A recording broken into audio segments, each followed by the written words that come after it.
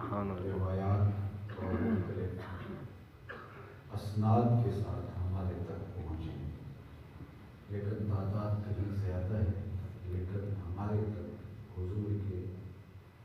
1200 معجزات کی روایت پہنچی ہے جو مختلف کتب میں موجود ہے۔ معجزہ ایسے خرق عادت عمل کو کہتے ہیں جو عقل انسانی کو عاجز کرتے اور اس کی نظیر لانا ممکن نہ ہو۔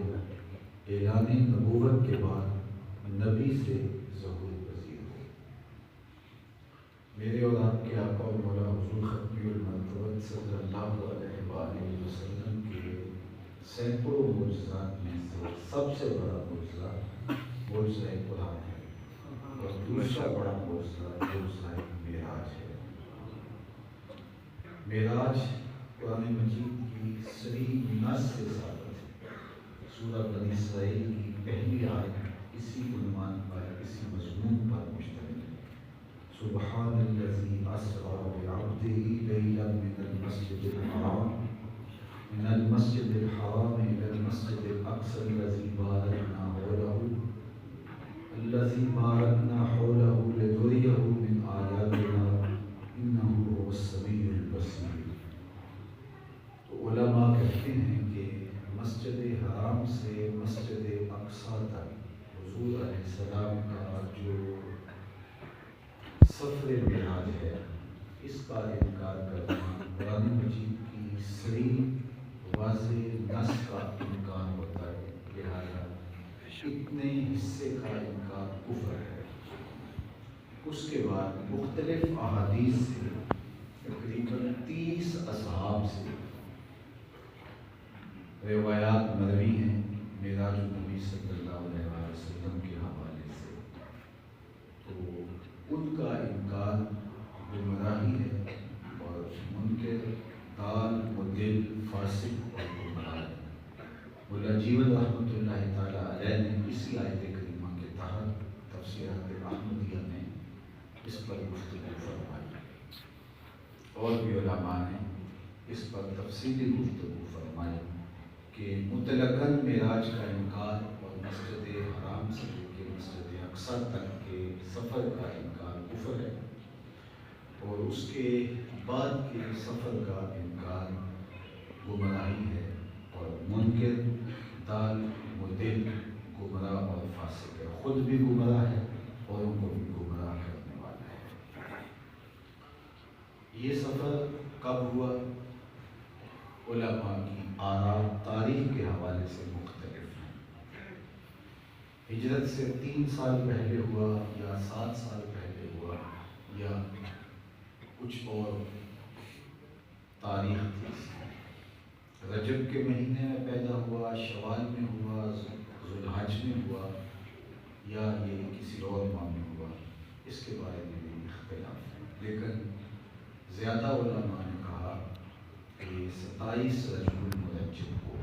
اور کیونکہ تعامل امت بھی اسی پر ہے تو لہٰذا اسی قول کو ہی معتبر جانا گیا اور مانا گیا۔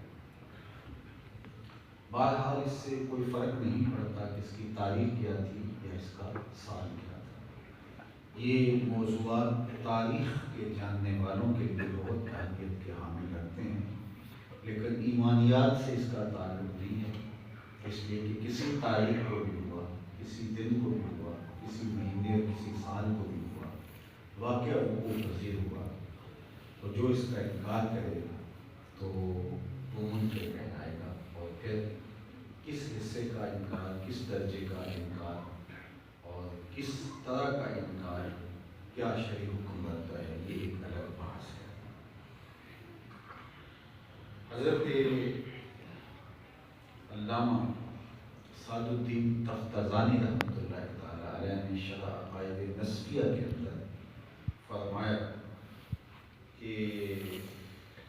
والمعراج لرسول اللہ صلی اللہ علیہ وآلہ وسلم فی یقظہ بشخصہ الی السماء ثم الی ما شاء اللہ تعالی من العلا حق، کہ حضور علیہ السلام کا جسم اطہر کے ساتھ مسجد حرام سے عالم بیداری میں آسمانوں تک اور وہاں سے جہاں تک حضور نے چاہا، رب نے چاہا، وہاں تک تشریف لے جانا یہ حق ہے۔ علماء کے مابین اس عنوان سے اختلاف ہے کہ یہ بیداری میں ہوا یا یہ ایک امر منام تھا، خواب میں ہوا یا روحانی تھا۔ حضرت قاضی ایاز مالکی اندلسی علیہ رحمہ فرماتے ہیں کہ اگرچہ بہت سارے لوگوں کا خیال ہے کہ یہ عالم منام میں خواب میں ہوا، لیکن والحق الذی علیہ اکثر الناس، لیکن حق وہ ہے جس پر امت کا ایک کثیر طبقہ ہے۔ ومعظم السلف وعامة المتأخرین من الفقہاء والمحدثین والمتکلمین، محدثین، فقہاء، متکلمین اور عام لوگ جس بات کے قائل ہیں وہ یہ ہے انہ اسرا بجسدہ، کہ یہ حضور علیہ السلام نے اپنے جسد اطہر کے ساتھ معراج فرمایا۔ اسرا بجسدہ، حضور کو اسراء کا سفر جو ہے، معراج کا سفر ہے، جسم اطہر کے ساتھ کروایا گیا۔ حضرت امام احمد بن حنبل رضی اللہ تعالی عنہ نے اپنی مسند میں حضرت عبداللہ ابن عباس رضی اللہ تعالی عنہ سے لکھا ہے کہ حضور علیہ السلام نے معراج کی شب اپنے رب کو عالم بیداری میں سر کی آنکھوں سے دیکھا۔ اللہ اکبر۔ اور حضرت عبداللہ ابن عباس رئیس المفسرین اور جلیل القدر صحابی اور فقیہ صحابی، ترجمان القرآن، ان کے فیصلے پر حضرت امام احمد بن حنبل نے قول فرمایا۔ اور پھر ایک اور بات فرمائی کہ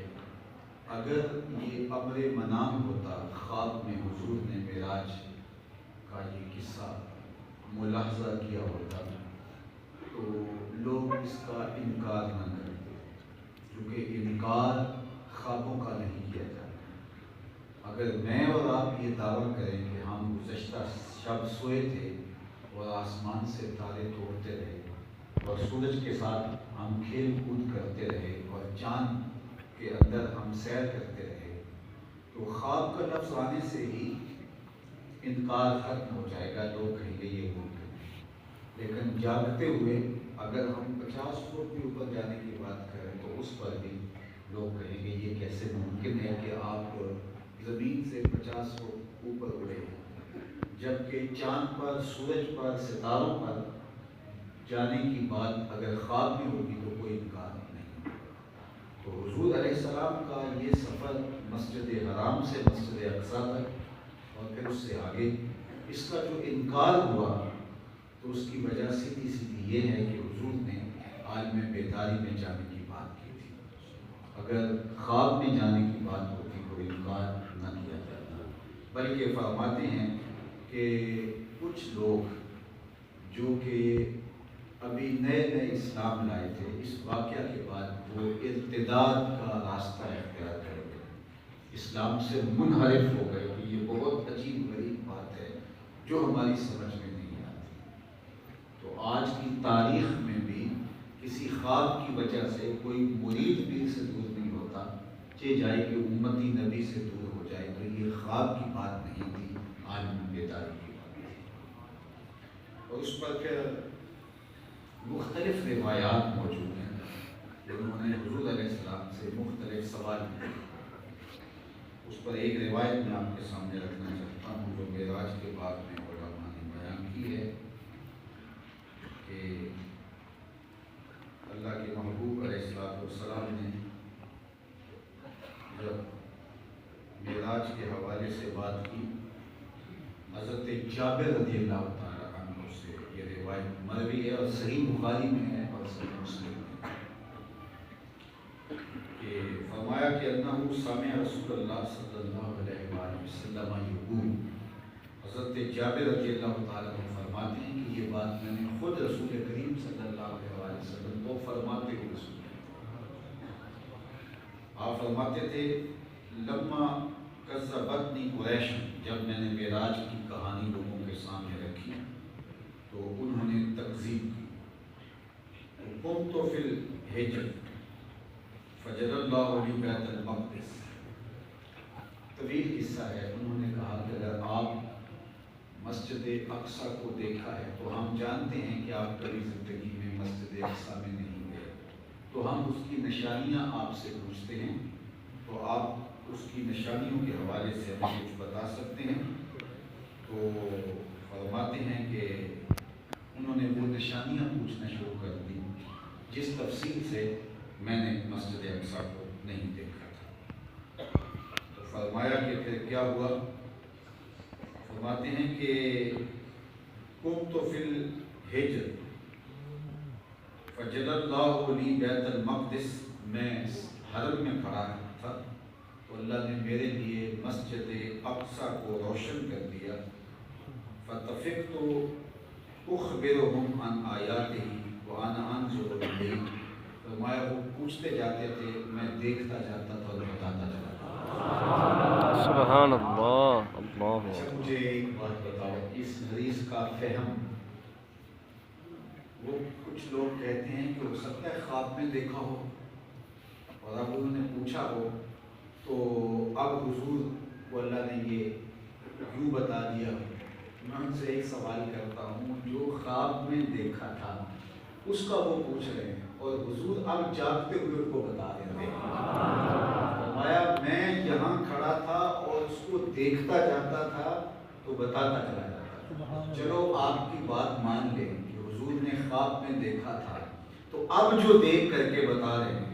اور حضرت جابر سے یہ روایت ہے فطفقت اخبرهم عن آیاتہ وانا انظر الیہ. یہ تو جاگتے ہوئے حضور کے دیکھنے کی بات ہے کہ جب انہوں نے مجھے اس خواب کے دیکھے میں ان کے قول کے مطابق پوچھا تو میں مسجد حرام میں کھڑا تھا اور اللہ نے میرے سامنے سے پردے اٹھا دیے اور میں مسجد حرام کو دیکھتا چلا جاتا تھا اور ان کو بتاتا چلا جاتا تھا. تو یہ کیا بات ہے جو اب دیکھ رہے ہیں، تو کیا انہوں نے پہلے نہیں دیکھا تھا؟ تو یہ اللہ تعالیٰ نے اپنے محبوب علیہ السلام کے سامنے یہ پردے کھول دیے اور اللہ کے محبوب کی نظروں کے سامنے کچھ بھی پوشیدہ نہ رہا. اور ایک اور روایت ہے جو حضرت سیدنا ابو ہریرہ رضی اللہ تعالیٰ عنہ سے مروی اور یہ مسلم کی روایت ہے. اس کا ایک حصہ آپ کے سامنے عرض کرنا چاہوں گا. تو فرماتے ہیں کہ جب انہوں نے قریش نے مجھے سوال کیا اور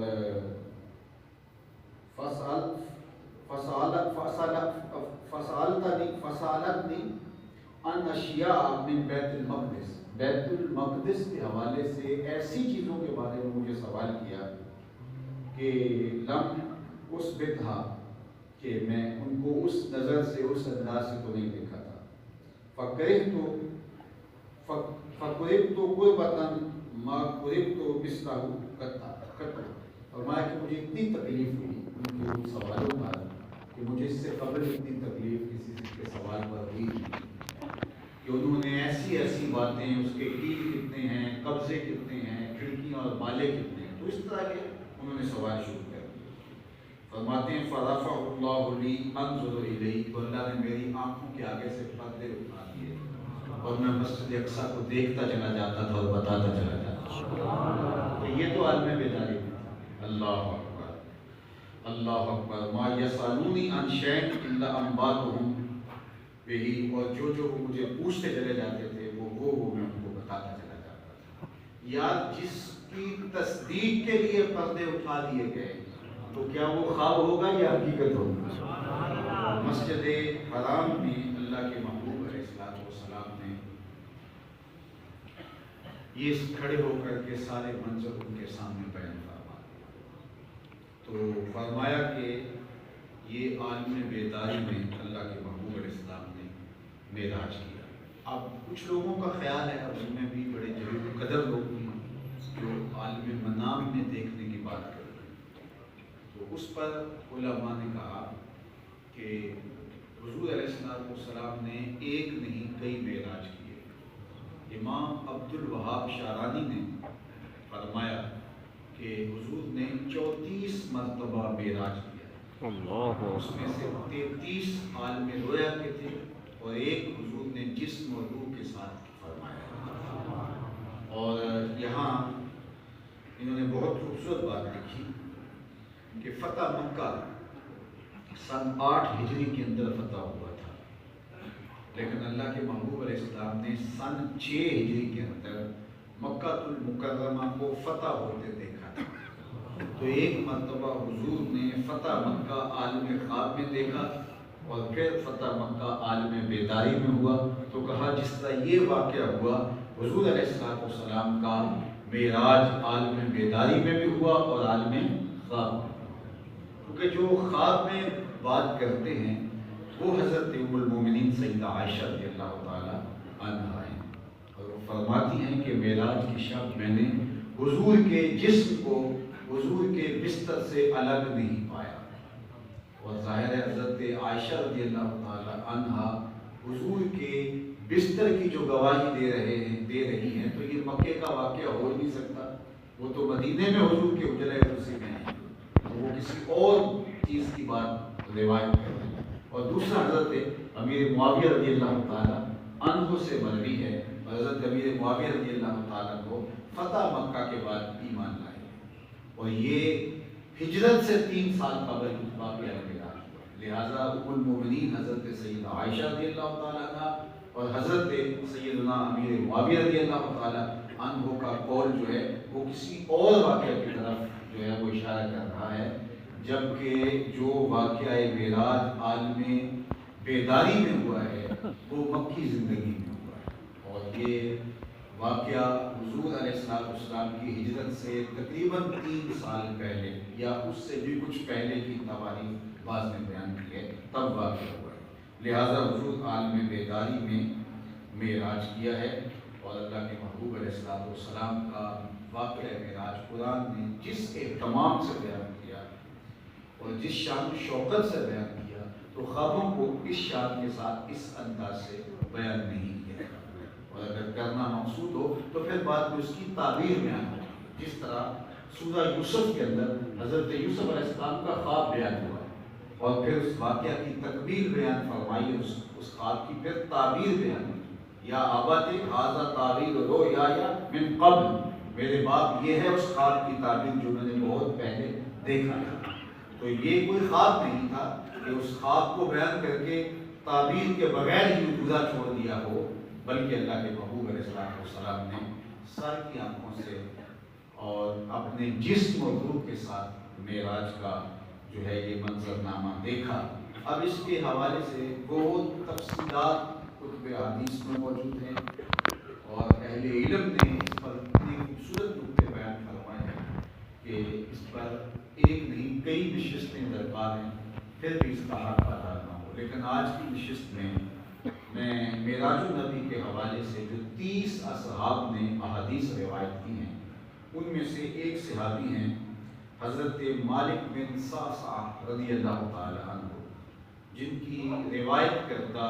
حدیث معراج کے باب میں سب سے طویل حدیث ہے. اور یہ حضرت قتادہ حضرت انس بن مالک سے روایت کرتے ہیں اور وہ حضرت مالک بن صعصع رضی اللہ تعالی عنہ سے روایت کرتے ہیں. بخاری میں، مسلم میں اور اس کے علاوہ درجنوں کتب حدیث میں یہ حدیث موجود ہے. تو میں آج کی اس نشست کے اندر چونکہ اس عنوان سے آپ میرے سے بھی اور متعدد علماء سے بارہا اس واقعہ کو سنتے آئے، اور ہم نے بھی جب ہوش سنبھالی اور لفظوں کی شناخت ہونے لگی اور لفظوں کی تفہیم ہونے لگی تو ہم نے بھی اپنی دادی اماں سے، اپنے بوڑھوں سے، اپنے بزرگوں سے، اپنے بڑوں سے، اپنے باپ سے، اپنی ماں سے، ہم سب نے یہ واقعہ سنا ہوا ہے. اور پھر علماء کی صحبت میں بیٹھنے لگے. اس کے بعد جب خود لفظوں کی شناخت ہونے لگی تو کتابوں سے اس واقعہ کو ہم نے تفصیل سے پڑھا ہے اور اتنی بات سنا ہے کہ کوئی بھی مسلمان ایسا نہیں ہے کہ جس کو واقعہ معراج پوری تفصیل کے ساتھ نہ صحیح لیکن اس کا اجمالی تعارف اور اجمالی خاکہ جو ہے اس کے ذہن میں نہ ہو. تو اس لیے بارہا اس کو بیان کیا گیا ہے، اس سے ہم لطف اندوز بھی ہوئے ہیں. اور یہ واقعہ ہی ایسا ہے جس کو بیان کرنے سے قبل میرے رب نے بھی سبحان اللہ کہا۔ اللہ رب ہو کے کہہ رہے ہیں سبحان اللہ۔ اور پھر اس واقعہ کی ایک آیت۔ تو آئیے میں آپ کے سامنے آج کی نشست کے اندر اگر میں کہوں کہ اس کی تشریحات سمیت یہ حدیث آپ کے سامنے رکھوں گا، یہ تو پھر بہت لمبا مضمون ہو جائے گا، 2-4 گھنٹے چاہیے۔ لیکن جہاں صرف تھوڑی تشنگی ہوگی کہ اس کی تشریح کرنا ضروری ہوگی تو وہ آپ کے سامنے رکھ دوں گا، یا مجھے ذوق کھینچ کے کسی سمت لے گیا اور محبوب کے کوچے میں جا کھڑا کر دیا تو پھر وہاں مجھے رکنا پڑے گا، ورنہ میری آرزو یہ ہے کہ بس اس حدیث کے متن کو ہی آپ کے سامنے رکھ کے آج کی نشست میں اپنی گفتگو کو سمیٹ لوں، تاکہ آپ ان الفاظ کی لطافت، ان کا مزہ، ان کا لطف کشید کر سکیں۔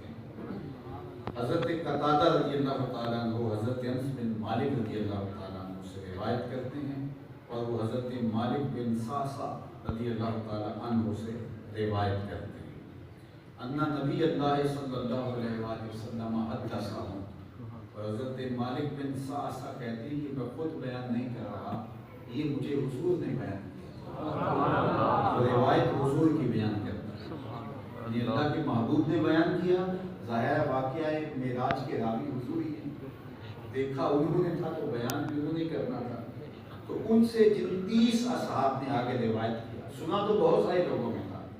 لیکن جن سے روایت ہمارے تک پہنچی وہ تقریباً 30 اصحاب، ان میں سے مرکزی راوی جو حدیث معراج کے ہیں وہ حضرت مالک بن صعصع رضی اللہ تعالیٰ عنہ ہیں۔ وہ فرماتے ہیں کہ ہم نے یہ حضور نبی رحمت صلی اللہ علیہ وسلم سے یہ سماعت کیا، حضور نے خود اس واقعہ کو بیان کیا۔ اللہ اکبر، حضور مامور تھے اس واقعہ کو بیان کرنا، کیونکہ جب واقعہ معراج ہوا تو حضور علیہ السلام ام ہانی کے گھر سے اس کا آغاز کرتے ہیں،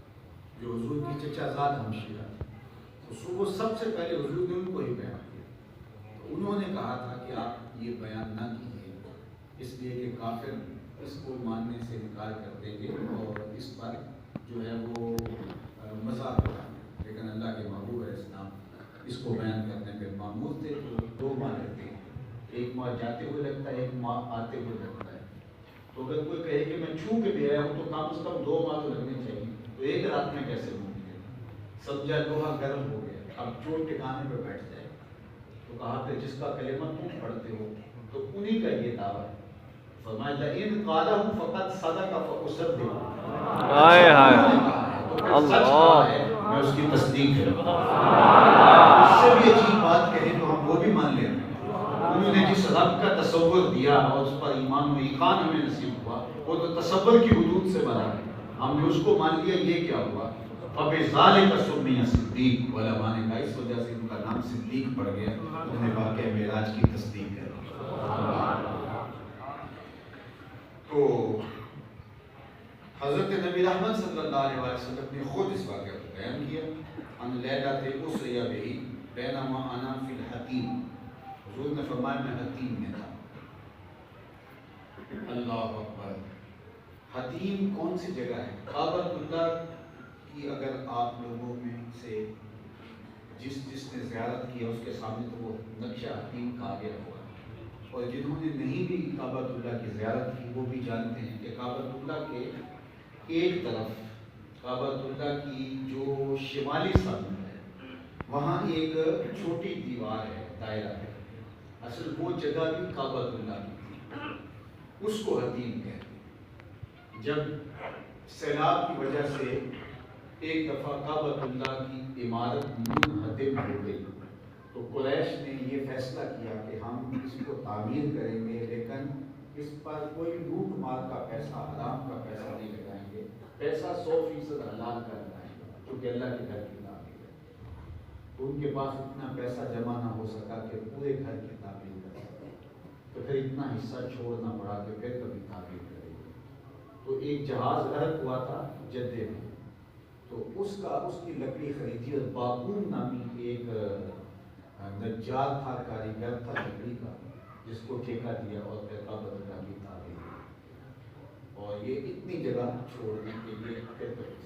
حضور نے ارشاد فرمایا عائشہ میرا جی چاہتا ہے کہ میں کعبۃ اللہ کو طرز ابراہیمی پہ تعبیر کروں، وہ حتیم کو اس کے اندر شامل کروں، لیکن تیری قوم کی عصبیت کے جاگ جانے کی وجہ سے ایسا نہیں ہے کہ وہ کہیں گے ہماری تعبیر کو توڑ دیا ہے۔ تو یہ حتیم کعبۃ اللہ ہی ہے۔ یہ جب عمراء بادشاہ سلاطین جاتے ہیں تو ان کے لیے کعبۃ اللہ کا دروازہ کھلتا ہے اور وہ اندر جاتے ہیں۔ بڑے لوگ حسرت کرتے ہیں کہ کاش کہ ہم بھی اندر جا پاتے، لیکن ہمارے پاس حتیم میں جانا کعبۃ اللہ کے اندر ہی جانا، اللہ اکبر، وہ بھی کعبۃ اللہ کا۔ حتیم میں کھڑے ہو کے، چونکہ کعبۃ اللہ کی عمارت سامنے ہے اور ادھر منہ کر کے نماز پڑھی جاتی ہے، لیکن اگر وہاں کھڑے ہو کے کسی اور سمت بھی منہ کر لیں تو پھر بھی نماز ہو جائے گی، اس لیے کہ حتیم کعبہ ہی ہے۔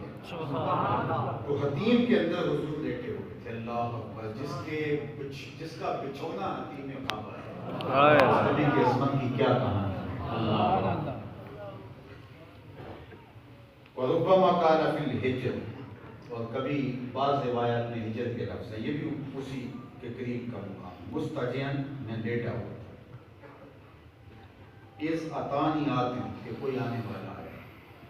اچھا، یہاں مستجعن میں یہ نہیں کہا تھا کہ نائم سویا ہوا تھا، بلکہ میں لیٹا ہوا تھا۔ تو اب یہاں سے کسی نے کہا کہ چونکہ لیٹے ہوئے تھے تو وہ عالم خواب میں کہا، اور جنہوں نے کہا کہ لیٹنے سے تو بندہ نہیں سوتا، تو سونے کے لیے عربی میں لفظ موجود ہے نائم، اور ایک روایت میں نے یہ لفظ دی ہے بین النوم والیقظہ، میں نیند اور جاگنے کی درمیانی کیفیت میں تھا، جاگو بیٹا، درمیانی کیفیت میں تھا کہ آنے والا آئے گا۔ فشک کا ما بین ہذہ الی ہذہ، تو اس نے میرے یہاں سے لے کے یہاں تک جو ہے سینہ چیر دیا۔ یہ جو سینے کی دو ہڈیاں یہاں آ کے ملتی ہیں، یہ تھوڑا سا گڑا بنتا ہے، تو اس کو صغرا نہر کہتے ہیں، اور یہاں سے لے کر جہاں سے یہ بال جو ہے وہ ناف کے اوپر سے شروع ہوتے ہیں، تو یہ اتنا حصہ آج بھی جب ہارٹ کی سرجری کی جاتی ہے، وہ اوپن ہارٹ سرجری، تو یہی حصہ لیا جاتا ہے۔ تو حضور نے فرمایا میرے یہاں سے لے کر یہاں تک سینہ جو ہے شک کیا گیا، من صغرات نہرہ الی شیرتہ، فاستخرج قلبی، اور میرا قلب اطہر میرے سینے سے باہر نکالا گیا۔ اللہ، سینہ چیرا جائے اور قلب باہر نکالا جائے، زندگی قائم نہیں ہے، لیکن یہ اللہ کے محبوب کی نورانیت کا غلبہ تھا کہ زندگی پھر بھی قائم۔ اللہ ثم اتیت بطست من ذہب، پھر سونے کا ایک تھال لایا گیا۔ حضرت امام بدر الدین عینی نے عمدۃ القاری شرح صحیح بخاری اسی حدیث کے تحت لکھا، کیونکہ وہ بخاری کی شرح ہے، تو لکھتے ہیں کہ جب حضور کا قلب اطہر حضور کے سینہ انور سے نکالا گیا، اللہ اکبر، ذرا لفظ سنیے، قلب اطہر سینہ انور سے جب نکالا گیا، تو جبریل امین نے حضور کے قلب اطہر کو جب دیکھا تو وہ دلوں سے مختلف تھا۔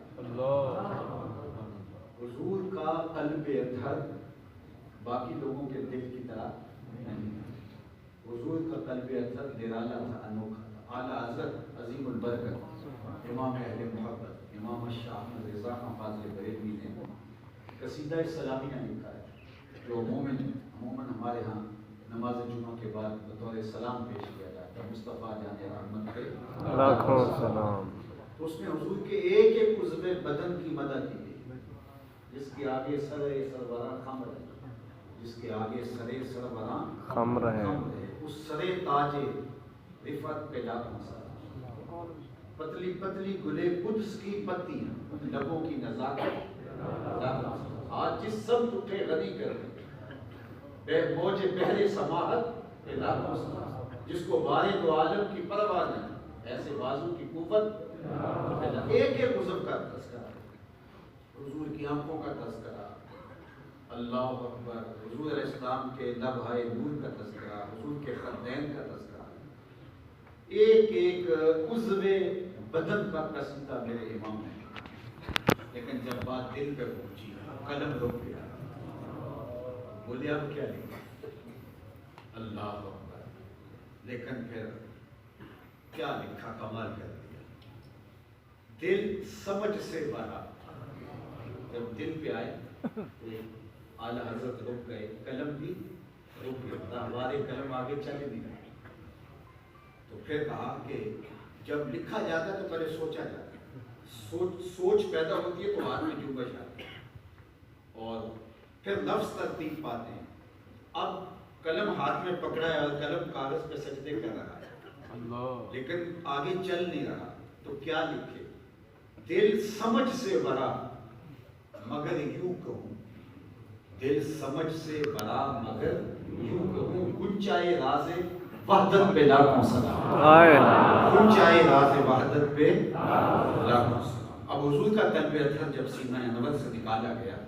تو امام بدر الدین عینی نے عمدۃ القاری شرح صحیح بخاری میں لکھا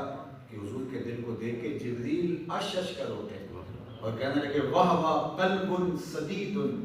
فیہ عینان تسمعان، عینان تبصران و اذنان تسمعان، واہ واہ کیسا دل ہے جس میں دو آنکھیں ہیں دیکھتی ہیں، دو کان ہیں جو سنتے ہیں۔ اللہ اکبر۔ اس زمانے میں کسی کا دل نہیں جیسا محمد عربی کا، اسی نے فرمایا بخاری کی روایت ہے باب تسویۃ الصفوف، صحابہ صفیں سیدھی رکھا کرو، مت سمجھو میں آگے دیکھتا ہوں، اس آگے بھی دیکھتا ہوں پیچھے بھی دیکھتا ہوں، میں تمہارے رگوں بھی دیکھتا ہوں اور تمہارے دلوں میں پیدا ہونے والے خوشبو بھی دیکھتا ہوں۔ اللہ اکبر۔ اقبال بولے اے فروغت صبح آثار و دبور، چشم تو بینائے ما فی الصدور، تیری نظر تو سینوں کے چھپے راز بھی دیکھتی ہے۔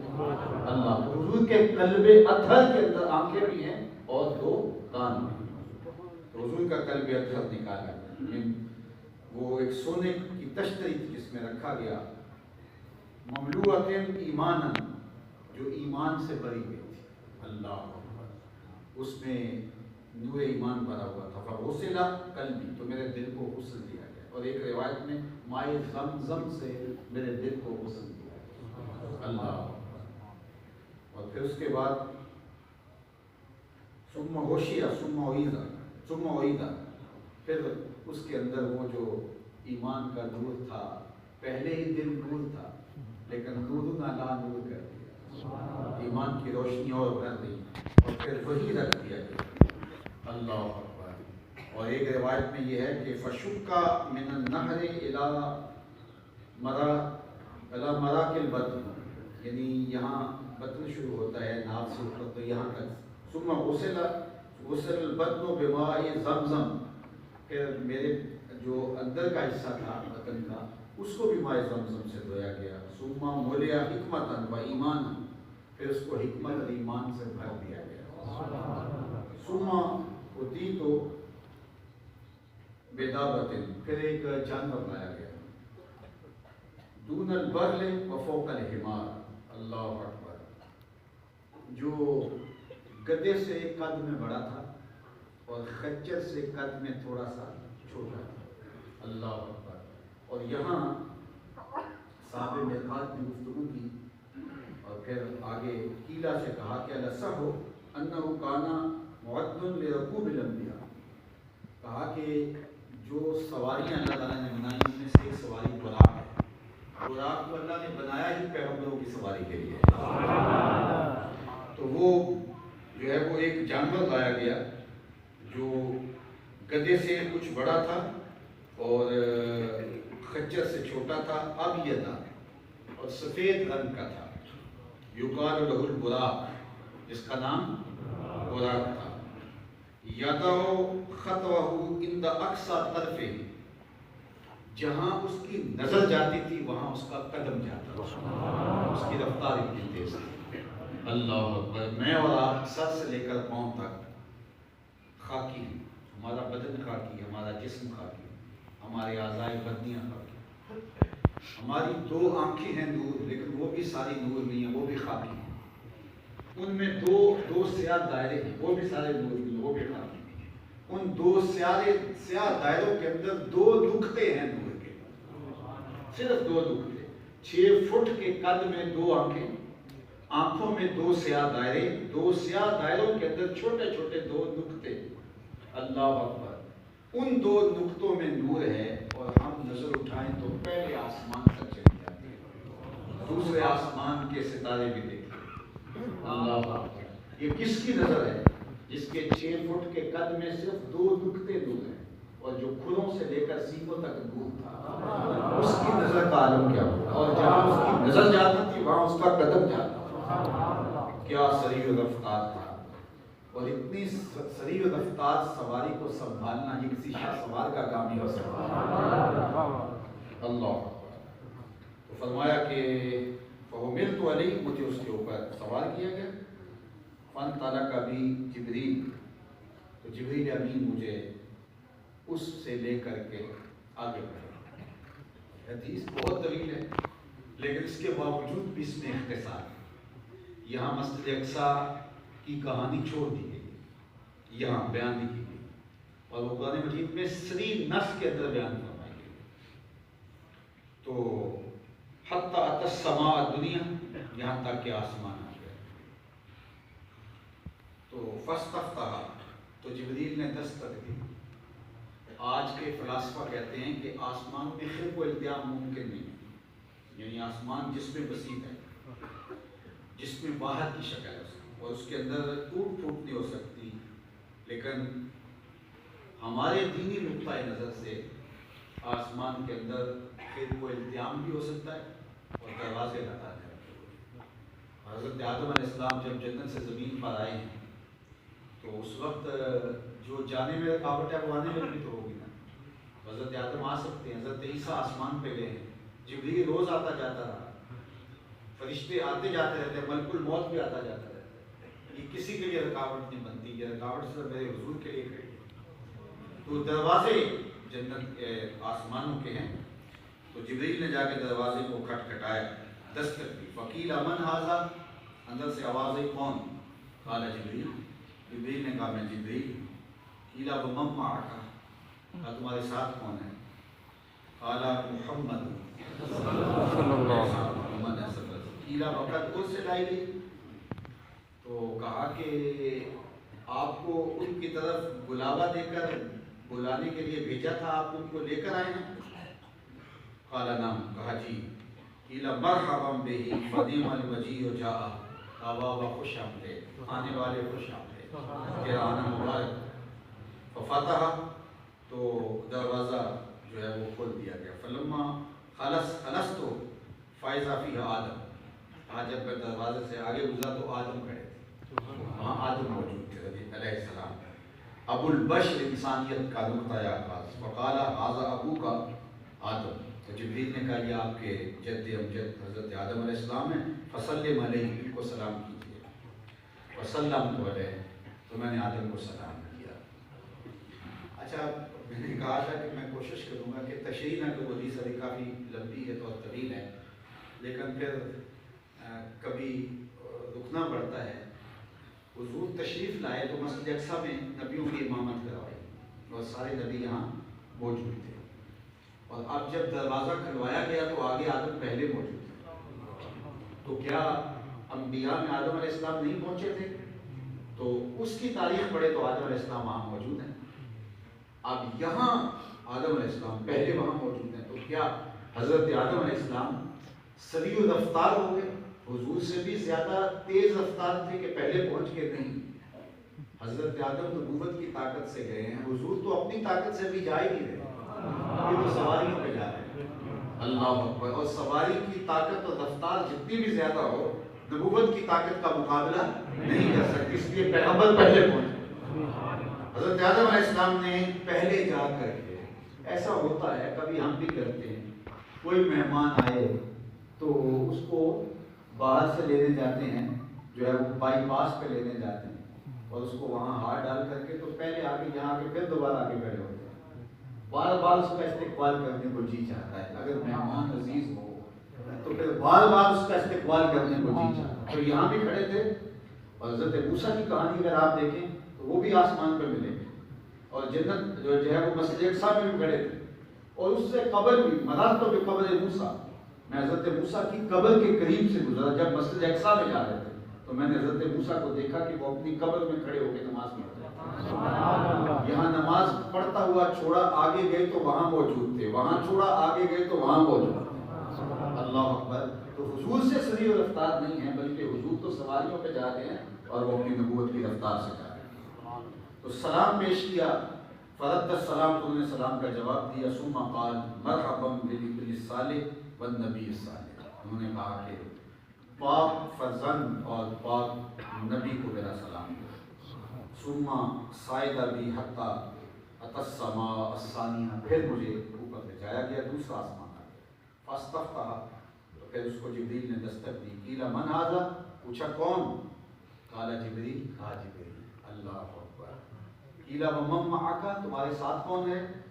قال محمد صلی اللہ قیل وقد ارسل الیہ، وہی سوال ہے کہ آپ ان کو لینے گئے تھے، وہ بلائے گئے ہیں، قال نعم، قیل مرحبا بہ فنعم المجیء جاء، کہا کہ خوش آمدید آنے والے، واہ واہ، کیا مقدر کیا پائے، خوش آمدید۔ ففتح، دروازہ کھل گیا، فلما خلصت اذن یحییٰ و عیسیٰ وہما ابن الخالہ، میں جب آگے دروازے سے گزرا تو آگے حضرت یحییٰ تھے، حضرت عیسیٰ تھے، اور یہ دونوں خالہ زاد بھائی ہیں، یہ دونوں خالہ زاد بھائی، حضرت زکریا کے بیٹے حضرت یحییٰ، اور حضرت عیسیٰ حضرت مریم کے فرزند۔ تو کہا کہ یہ وہاں دونوں جو ہیں وہ موجود ہیں۔ قال ھذا یحییٰ و عیسیٰ فسلم علیہ، مجھے کہا جبریل نے کہ یہ حضرت یحییٰ حضرت عیسیٰ ہیں، آپ ان کو سلام کیجیے۔ فسلم، تو میں نے ان کو سلام کیا، فردا، تو انہوں نے اس کا جواب دیا، ثم قال، اور پھر انہوں نے بھی کہا مرحبا بالاخ الصالح والنبی الصالح، کہ صالح اور پاکیزہ بھائی کو خوش آمدید، اور صالح اور پاکیزہ نبی کو خوش آمدید۔ ثم صعد بی الی السماء الثالثہ، پھر میں تیسرے آسمان کی طرف بڑھا، فاستفتح، اور اس کو دستک دی گئی، قیل من ھذا، پوچھا کون، قال جبریل، قیل ومن معک، آپ کے ساتھ کون، قال محمد صلی اللہ علیہ وسلم، قیل وقد ارسل الیہ، آپ کو ان کی طرف بھیجا گیا ہے، انہیں، قال نعم، کہا، قیل